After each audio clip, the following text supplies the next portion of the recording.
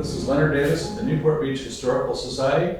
The date is April 3rd, 2024, and we are interviewing Gregg Schwenk. He is the founder of the Newport Beach Film Festival and the Orange County Film Society. And so tell us about yourself, Gregg. You're not you lived in Newport Beach all of your life, but apparently you were born in Hollywood. That is correct. So my mother grew up in Big Bear and my dad grew up in Florida, Miami. And he moved out here to pursue aerospace. And my mother was at UCLA, and they happened to meet and get married. And we were living in Santa Monica, or my parents were living in Santa Monica when I was born. And I was actually born in Hollywood. And 2 months later, my parents decided they were going to move to further south. And they looked at a number of places, but luckily and thankfully, they chose Newport Beach. Graduated in '86 from Harbor, and was very active and involved locally, and really was influenced and inspired by a number of our civic leaders early in my life. Jackie Heather, who was a former mayor, and very much impacted my understanding of local politics and the movers and shakers of our community at the time, was just wonderful and such a gracious, giving person to help me understand a number of things that to that point were rather challenging for me to kind of comprehend. Evelyn Hart was another. How did you meet these ladies? So I was pretty involved as a student at Newport Harbor, and very active on student government and a lot of clubs and organizations. And there was in '85, late in '85, there was a ordinance that was passed by the city council that everyone under the age of 18 had to be indoors by 10 o'clock. And I said, I understand why you're doing that, because there were some problems they were having, especially down here near the fun zone. But I said, I don't think those problems are caused by students locally. I think there are other individuals who are causing more of those problems. And so I went to go speak before the city council. I was ASB president at Newport Harbor at the time.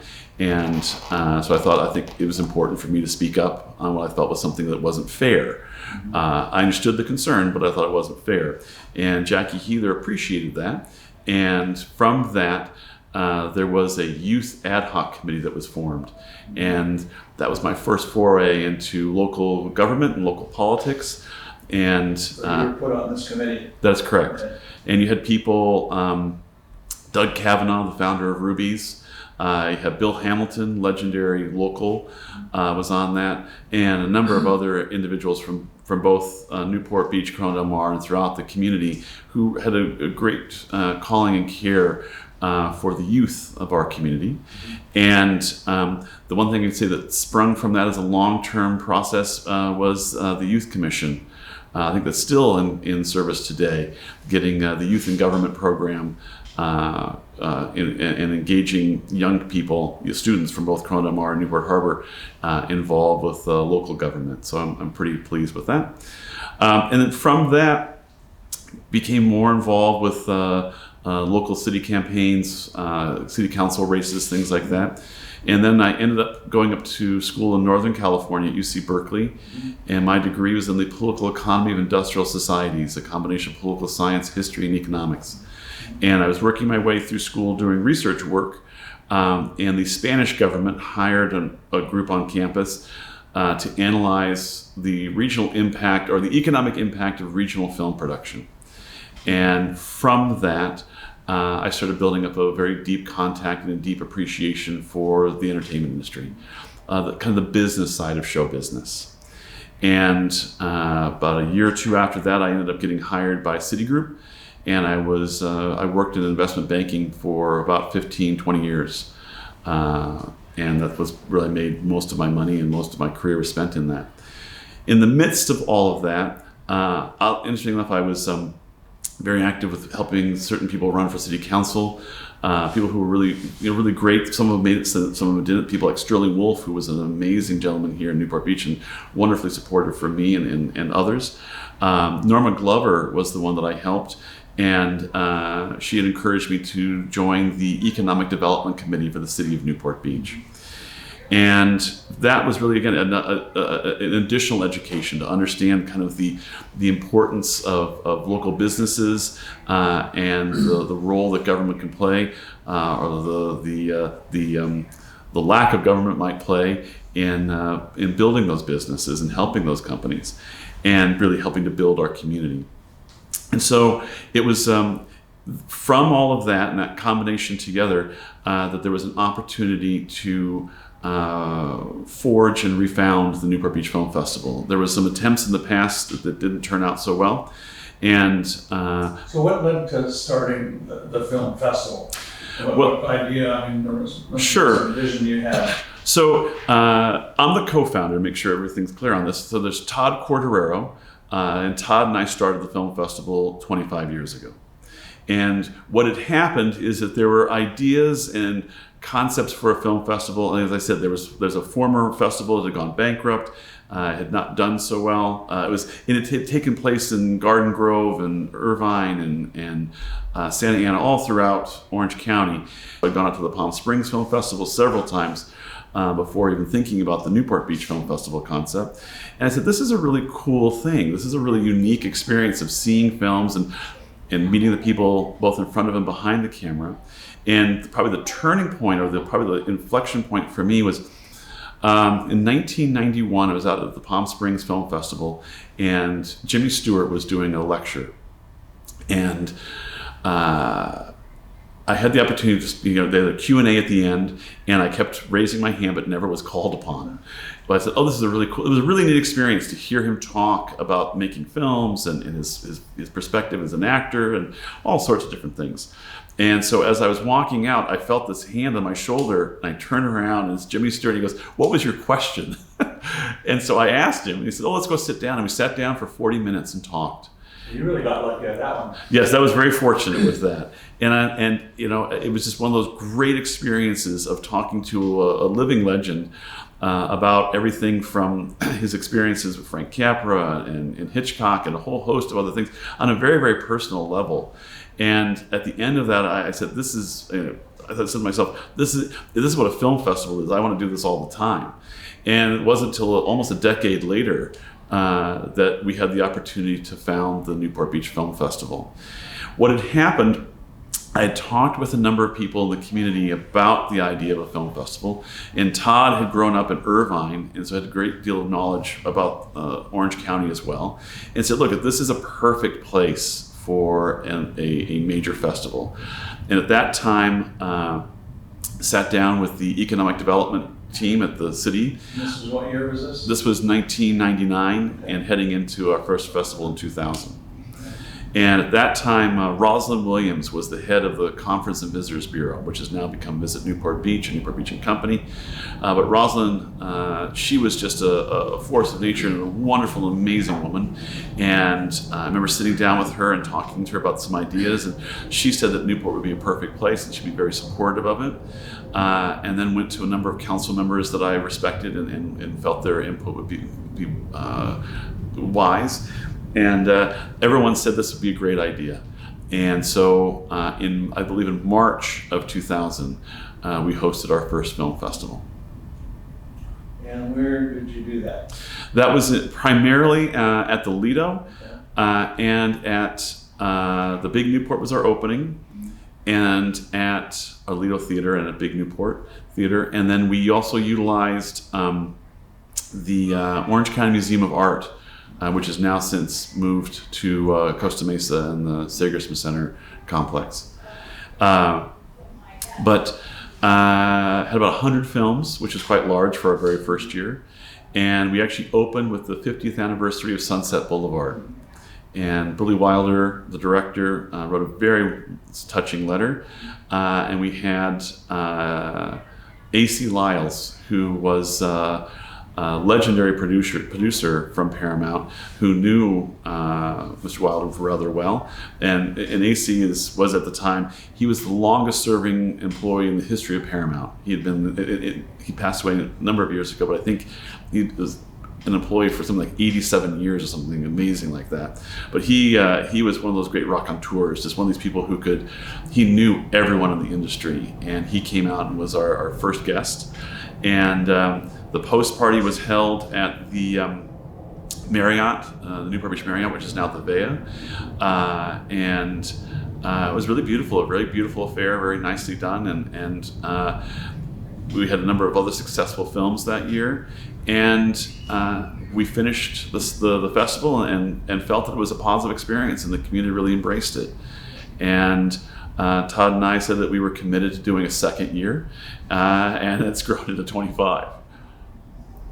So that's 25 years. And so you're still doing it at the big theater.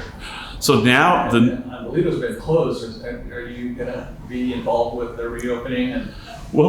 So over the years, traditionally we are a festival that was in the spring. Mm-hmm. So in that March, April, maybe early May, depending on the timing.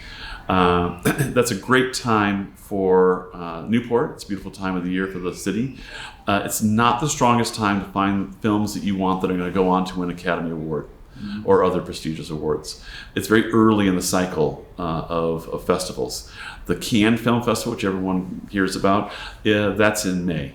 So we were always kind of behind the curve with regards to those things. And so we did find some, the programming team did an incredible job those first 20 years of finding incredible film that would resonate with our community. And with that, we began to grow. And so we began working with all the major theaters here in Newport and the surrounding area. Today, we are now the largest celebration of cinema in coastal Southern California. We had a little less than 50,000 people attend last year in 2023. We'll screen approximately 300 films from 50 different countries. That's 200 short films, so films under 40 minutes in length, and about 100 features, which makes us, again, quite large. And then we host now about 22 special events, which range from smaller receptions, about 200 people, to over 2,000 people on opening night. We've outgrown every ballroom in Newport Beach. And for the last several years, we've been hosted in the center of Fashion Island. We bring in 30 of the top restaurants from the Orange County area. We have signature tastings, hosted a bar, and we've had Cirque du Soleil perform. We've had American Idol winners perform. It's really an amazing event that shines a very bright spotlight on Newport Beach. Yeah, I've been to one of them many years ago, and it's an incredible experience.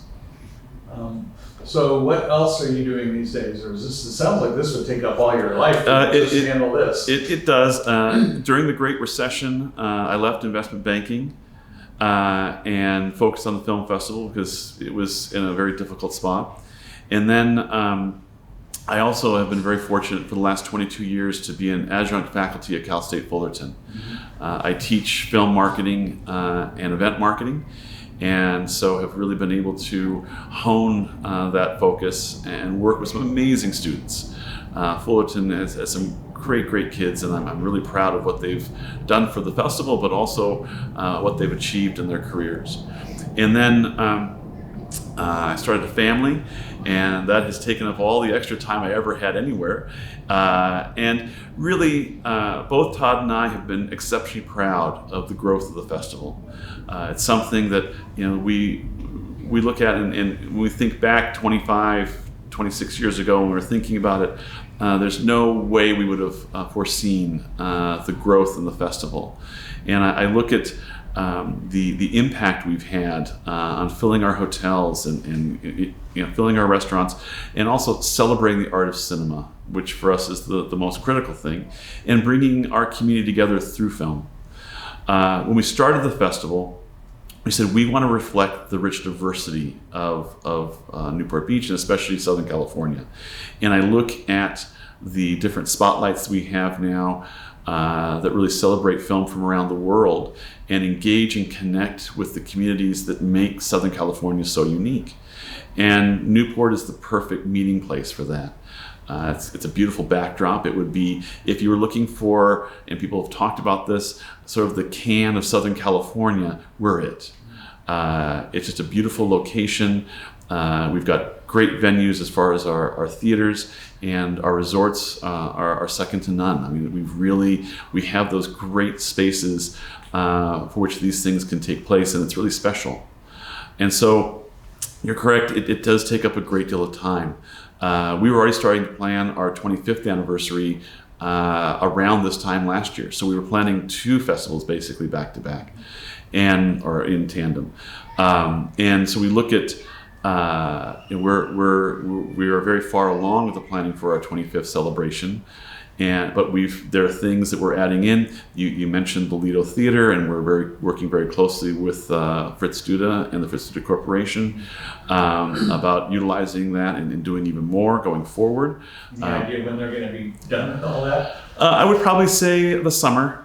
It's painful watching this because you drive by every day and it's just like coming soon. And when are they going to be done? Well, it's one of those things. Anything done right takes time, and Mr. Duda has not only philosophically, but obviously only financially, but philosophically, has believed so much in that theater, and really brought in the best people to restore and reimagine what it could be as a major force in place, meeting place in our community. And it will. I think people will be blown away of how beautiful it is. It was a beautiful theater to begin with, but it's stunning. And Mr. Duda has maintained and built a great gift back to the community that we should all be very proud of and very excited for. And my dad, aside from working in aerospace, owned an antique store in Newport Beach, Old Newport Antiques up on Old Newport Boulevard. Right next to Nikki's Flags and Corky and all the rest of it. For those locals know exactly what I'm talking about. And we still have that today. And it's now the longest, I think, running antique store in the history of the city. It's well over 50 years in business. And I think growing up in a family business really made me sensitive to kind of how business works and the commitment we have to make for things to be successful. And both Todd and I have been very fortunate that we have a very strong, supportive family. Todd's parents and my parents worked very, very hard the first several years of the festival, on the festival. Todd's dad, his late father, was an incredible photographer, aside from also working in aerospace. And many of the photos that we still use today were taken by Todd's dad, and his mom and my mom would work in the office, especially answering phones and taking care of things when we couldn't hire people.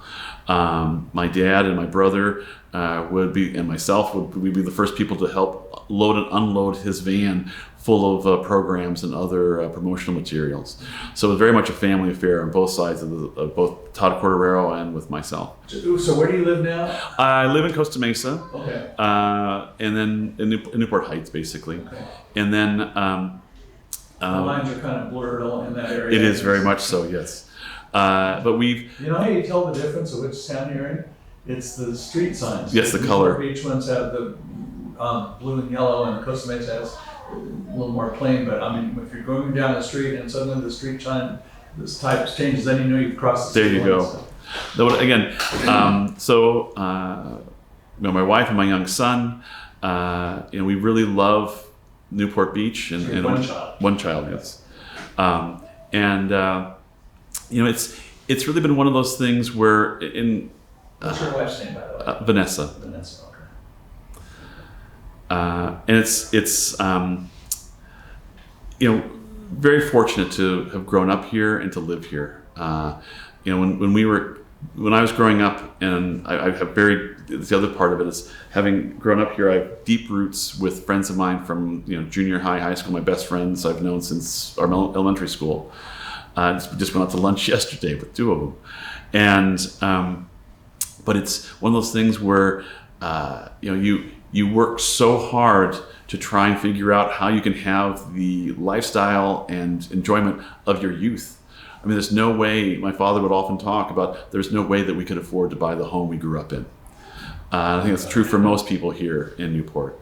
And I reassure my wife that running a film festival is tough, and it is not lucrative at all. I would tell at least twice a year I get a phone call from someone somewhere who would like to start a film festival, and the first thing I tell them is don't. It's a very tough business, and no one makes money in it. It's for us, and Todd and I have talked about this.